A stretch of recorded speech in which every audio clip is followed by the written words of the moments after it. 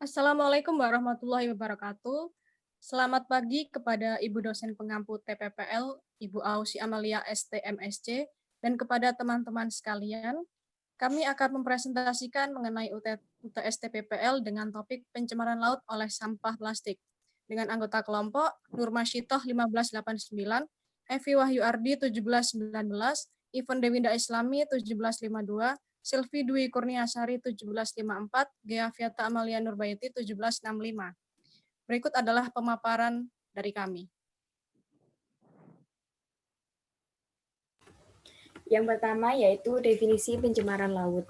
Pencemaran laut diartikan dengan masuknya atau dimasukkannya makhluk hidup, zat, energi, dan atau komponen lain ke dalam lingkungan laut oleh kegiatan manusia sehingga kualitasnya turun sampai ke tingkat tertentu yang menyebabkan lingkungan laut tidak sesuai lagi dengan baku mutu dan atau fungsinya.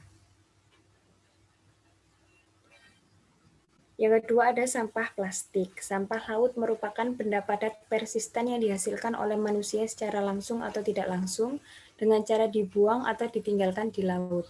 Jumlah dari keberadaan sampah laut semakin meningkat dan hampir 60-80% sampah laut terdiri dari sampah plastik. Indonesia merupakan negara pada posisi kedua setelah Cina dengan jumlah limbah plastik tidak dikelola dengan baik. Pada data tersebut menunjukkan bahwa Indonesia dapat menghasilkan limbah plastik sebanyak 0,48 sampai 1,29 juta ton per tahun yang tersebar di laut. Meningkatnya jumlah limbah plastik yang dihasilkan dapat disebabkan karena semakin tingginya jumlah populasi penduduk dan aktivitas masyarakat.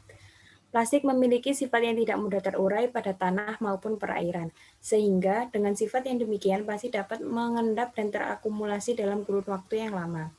Hampir 10% dari total keseluruhan plastik yang diproduksi akan dibuang ke sungai dan akan bermuara pada satu titik, yaitu di laut. Sampah plastik dapat terurai menjadi bagian yang lebih kecil dengan adanya aktivitas sinar UV, serta adanya abrasi yang dihasilkan dari suatu aksi gelombang yang bisa saja tertelan oleh ikan-ikan di laut. Tentu hal ini akan mencemari ekosistem laut dan mempengaruhi rantai makanan. Mikroplastik. Mikroplastik adalah plastik dengan ukuran mikroskopis atau ukuran yang tidak bisa terlihat dengan mata telanjang. Partikel serat plastik bersifat mikroskopis dan selama ini sebagian besar ukuran mikroplastik tidak lebih dari 5 mm, ada juga yang menyebut ukurannya dari 1 mm. Studi kasus yang kami gunakan terdiri dari 2 studi kasus, yaitu yang pertama, pencemaran sampah plastik di Pantai Pangandaran, Jawa Barat. Proses terjadi pencemaran. Pantai Pangandaran merupakan destinasi wisata andalan yang terletak di Desa Pananjung, Kecamatan Pangandaran, Kabupaten Pangandaran, Provinsi Jawa Barat. Sebagai destinasi wisatawan dari berbagai penjuru, pantai ini menjadi buangan sampah oleh masyarakat pesisir dan wisatawan. Hal ini belum lagi ditambah dengan sampah bawaan yang berasal dari laut. Sampah yang berada di pesisir dapat berasal dari aktivitas manusia seperti wisatawan, buangan limbah rumah tangga, dan bawaan dari sungai. Sekitar 65% sampah yang berada di pesisir pantai tersebut berasal dari wisatawan. Kebiasaan menggunakan pembungkus plastik ini saat berbelanja menjadi penyebabnya. Sampah tersebut sangat mengganggu dari sisi estetika dan gangguan terhadap fungsi ekologis pantai.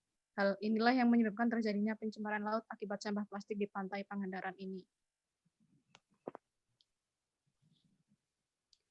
Pergerakan polutan sehingga dapat mencemari laut. Kebiasaan menggunakan pembungkus plastik saat berbelanja ini menjadi penyebab. Sampah plastik tersebut dibuang sembarangan. Para wisatawan pun sama halnya melakukan demikian.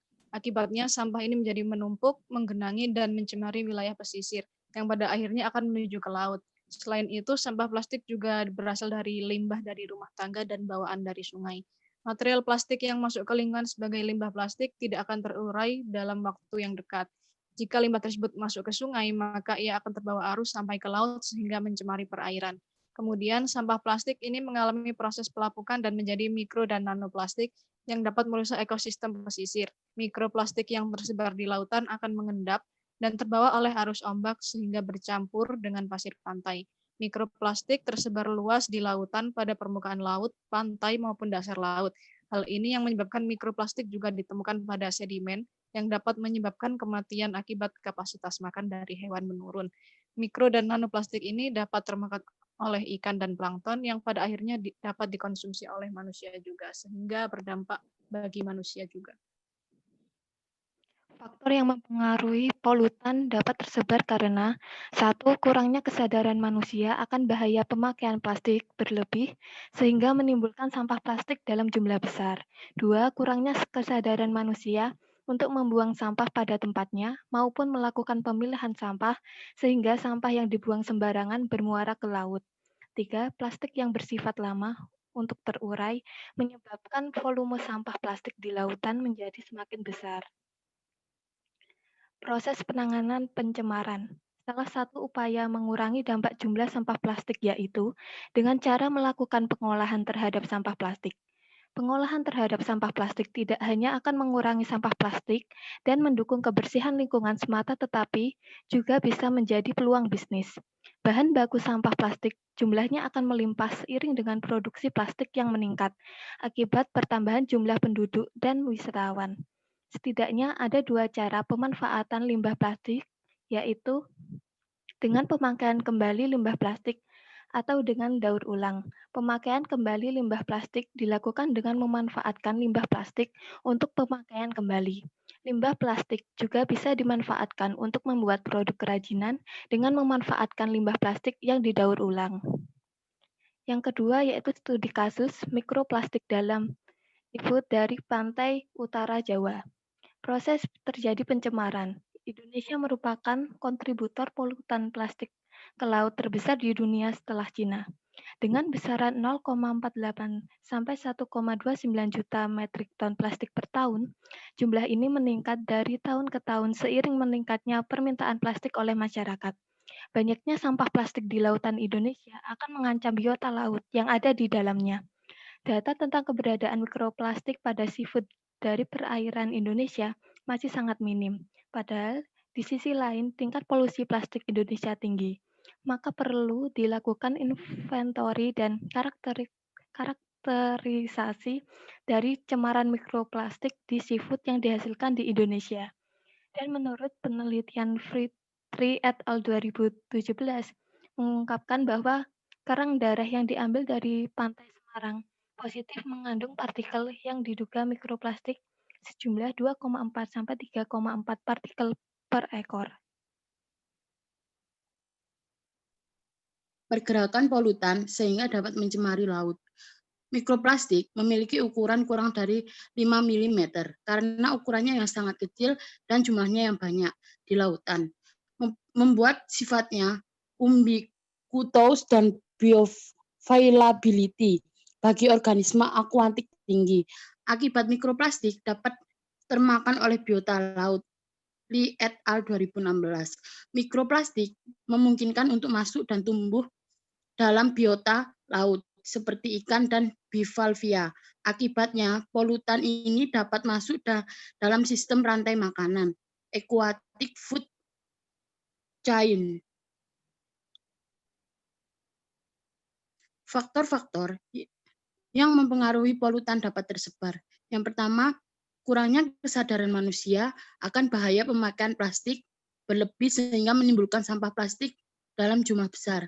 Yang kedua, kurangnya kesadaran manusia untuk membuang sampah pada tempatnya maupun melakukan pemilahan sampah sehingga sampah yang dibuang sembarangan bermuara ke laut. Yang ketiga, akibat perubahan iklim menyebabkan plastik mudah mengurai menjadi ukuran yang lebih kecil-kecil atau mikroplastik. Yang keempat, ukuran mikroplastik yang kecil membuat mudah terbawa arus dan mudah masuk ke dalam tubuh biota laut. Dan yang kelima, tidak adanya standar minimal kandungan mikroplastik yang ditetapkan pemerintah sehingga seringkali mikroplastik tidak dianggap terlalu penting dan penyebarannya yang cepat serta sifatnya yang beracun bisa membahayakan ekosistem laut. Proses penanganan pencemaran. Untuk mencegah peningkatan jumlah mikroplastik yang termakan oleh warga seiring dengan konsumsi seafood maka diperlukan acuan keamanan. Ketika keberadaan mikroplastik dan seafood tidak dapat dihindari unavoidable, maka pencemaran plastik di lingkungan pantai dan laut yang harus segera ditetapkan oleh pemerintah adalah nilai action level atau AL untuk kadar mikroplastik dalam seafood. Jika dalam jenis seafood tertentu ditemukan kadar mikroplastik yang melampaui nilai AL, maka pemerintah berhak untuk menariknya dan dari peradaban atau bahkan memusnahkannya. Berikut merupakan perbandingan dari kedua studi kasus. Yaitu yang pertama dari kedua studi kasus yang telah dibahas di atas, keduanya memiliki kesamaan, yaitu jenis pencemaran, di mana kedua studi kasus di atas membahas mengenai pencemaran plastik di laut. Sudah sejak lama plastik menjadi bahan pencemar di laut, dan hingga saat ini jumlah pencemarannya pun semakin bertambah setiap tahunnya. Dan untuk poin yang kedua, yaitu pada studi kasus pertama, yaitu di Pantai Pangandaran, dijelaskan bagaimana pencemaran plastik dihasilkan dari bertambahnya jumlah wisatawan yang berkunjung, serta minimnya pengolahan dan manajemen mengenai sampah plastik. Kemudian dari studi kasus pertama tersebut berdampak ke studi kasus kedua, di mana seafood yang merupakan bahan makanan bagi masyarakat mengandung mikroplastik. Mikroplastik sendiri merupakan plastik yang telah terurai menjadi ukuran yang kecil-kecil. Akibat banyaknya sampah plastik yang berada di laut, seiring dengan lamanya waktu, plastik-plastik tersebut terurai ke ukuran yang lebih kecil, sehingga dengan mudah mikroplastik tersebut dapat masuk ke organ biota laut dan menyebabkan keseimbangan ekosistem laut menjadi berubah. Dan poin ketiga yaitu dari kedua studi kasus tersebut dijelaskan di mana berawal dari sampah plastik yang kita buang secara sembarangan ataupun tidak diolah dengan benar sehingga menyebabkan efek kerusakan yang sangat parah. Selain nilai estetika laut yang menjadi buruk, keseimbangan ekosistem laut akan terganggu. Selain itu juga dampaknya juga dapat dirasakan manusia, di mana terdapat ikan maupun hewan laut lain yang dijadikan sebagai sumber makanan bagi manusia. Apabila terpapar plastik, maka dapat merusak kesehatan bagi tubuh manusia. Dan oleh sebab itu, kedua studi kasus tersebut memiliki kesinambungan di mana kita dapat mengurangi sampah plastik dengan cara pengelolaan maupun manajemen sampah yang baik pada wilayah pesisir, bantaran sungai, dan tempat lainnya dengan melakukan penyuluhan kepada masyarakat mengenai dampak pencemaran sampah plastik di laut. Selain itu, memberikan mereka pelatihan untuk mendaur ulang plastik karena sifat plastik yang tidak mudah terurai membuatnya menjadi awet lebih lama. Sehingga dengan begitu volume sampah plastik yang masuk ke laut jumlahnya dapat berkurang dan mikroplastik di laut juga jumlahnya akan ikut berkurang. Terima kasih atas perhatiannya. Assalamualaikum warahmatullahi wabarakatuh.